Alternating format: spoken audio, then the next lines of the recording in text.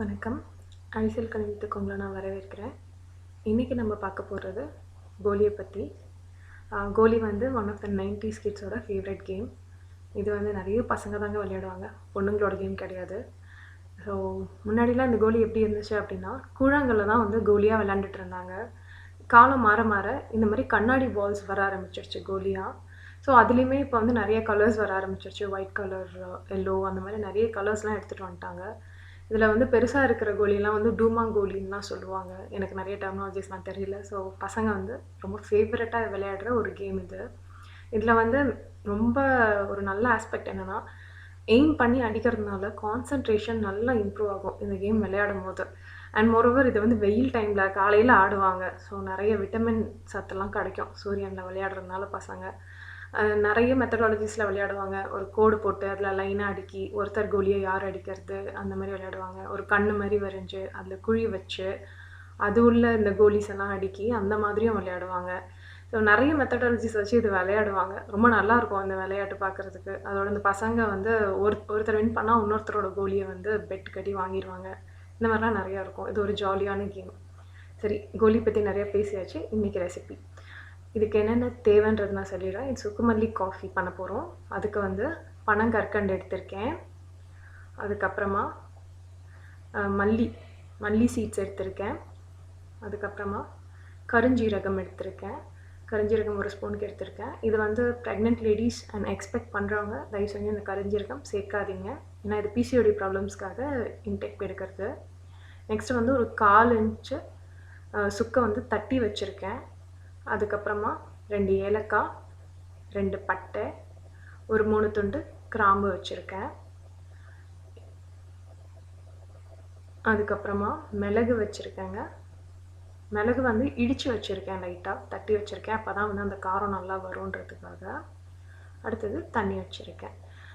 இந்த காஃபி வந்து கோல்டுக்கு, இருமலுக்கு, ஜுரம் வர்ற மாதிரி இருந்தால் அந்த டைமில் இது குடிச்சிங்கன்னா ரொம்ப நல்லது. இதில் வந்து பாடி ஹீட் ஜென்ரேட் ஆகும் இந்த காஃபி நீங்கள் எடுக்கும் போது.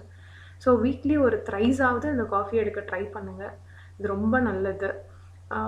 இந்த பசங்களுக்கெல்லாம் இப்போ மழை பனிக்காலன்றதுனால இருமல் சளிலாம் வந்ததுன்னா இது கொடுத்தீங்கன்னா ரொம்ப ஹெல்ப்ஃபுல்லாக இருக்கும் அவங்களுக்கு. நீங்கள் மாத்திரை சிரப் எதுவுமே கொடுக்க வேணாங்க. இது கொடுத்தாலே போதும். அவங்களுக்கு வந்து அந்த கோல்ட்லேருந்துலாம் நல்ல ரிலீஃப் கிடைக்கும். ஒரு இம்யூனிட்டி நல்லா டெவலப் ஆகும். சீக்கிரமாக கோல்டு வராது.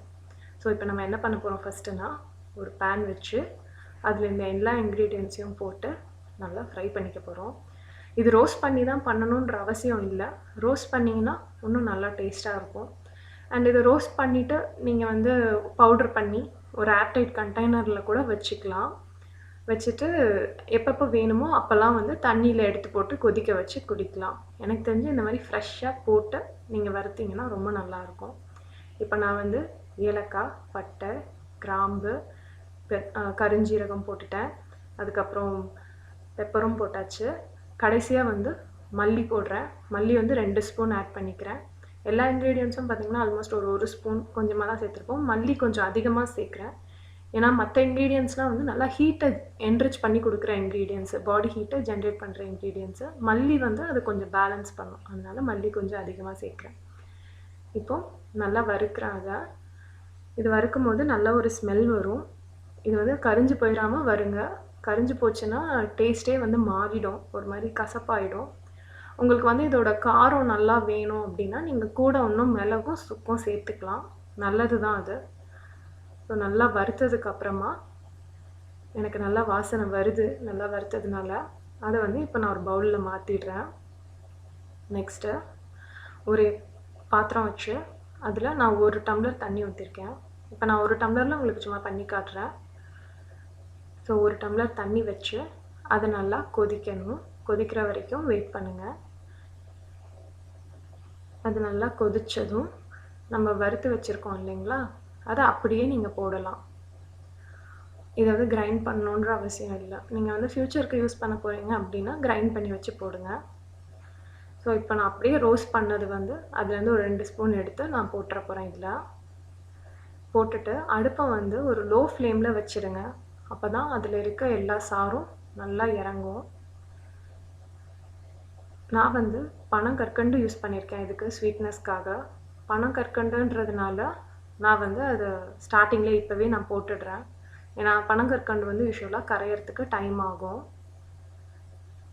இதை ஒரு லோ ஃப்ளேமில் வச்சுட்டு கொஞ்சம் லைட்டாக அப்படியே கொதிக்க வரும்போது இந்த பனங்கற்கண்டை நான் சேர்த்துட்றேங்க. சேர்த்து நல்லா கொதிக்க வைக்கணும். இப்போ சேர்த்துட்றேன். இதை ஒரு மூடி போட்டு நீங்கள் கொதிக்க வச்சிங்கன்னா இன்னும் நல்லது. ஏன்னா அந்த வாசனையெல்லாம் வெளியே போகாமல் உள்ளே இருக்கும் ஓரளவுக்கு. இப்போ நீங்கள் இது வந்து 2 வேளை எடுத்துக்க போகிறீங்க, காலையில் சாயங்காலம் 2 வேளை நான் குடிக்க போகிறேன் அப்படின்னா நீங்கள் காலையிலேயே இது போட்டு வச்சிடலாம். போட்டு வச்சுட்டு ஈவினிங்கும் அதை அப்படியே ஹீட் பண்ணிவிட்டு ஜஸ்ட் ஸ்ட்ரெயின் பண்ணி நீங்கள் குடிக்கலாம். இது ஒரு நாள் வரைக்கும் நீங்கள் இந்த மாதிரி ஹீட் பண்ணி யூஸ் பண்ணிக்கலாம். எவ்வளோ நேரம் இது ஊறுதோ அந்த அளவுக்கு அந்த எசன்ஸ் வந்து இறங்கியிருக்கும். இப்போ பாருங்கள், நான் 5 மினிட்ஸ் நல்லா கொதிக்க வச்சிட்டேன் லோ ஃப்ளேமில். தண்ணியோட கலரே மாறிடுச்சு பாருங்கள். இது ஒரு நல்ல வெயிட் ரிடக்ஷனுக்கும் ஹெல்ப் பண்ணும் இந்த காஃபி. அவ்வளோதான், நம்மளோட சத்தான காஃபி ரெடி ஆயிடுச்சு. இதை வந்து வடிகட்டிட்டு நம்ம சூடாக குடிக்கலாங்க. இது பண்ண ரொம்ப டைம் ஆகாது, ஜஸ்ட் 2 மினிட்ஸ் தான் ஆகும். நீங்கள் இதெல்லாம் வறுத்து வச்சுருக்கீங்கன்னா டக்குன்னு பண்ணிடலாம். வறுக்கிறதுக்கு டைம் இல்லையா, அப்படியே கூட போட்டு பண்ணுங்கள், ரொம்ப டேஸ்ட்டாக இருக்கும். இதை ட்ரை பண்ணி பார்த்துட்டு எனக்கு சொல்லுங்கள் எப்படி இருக்குன்னு. தேங்க்யூ.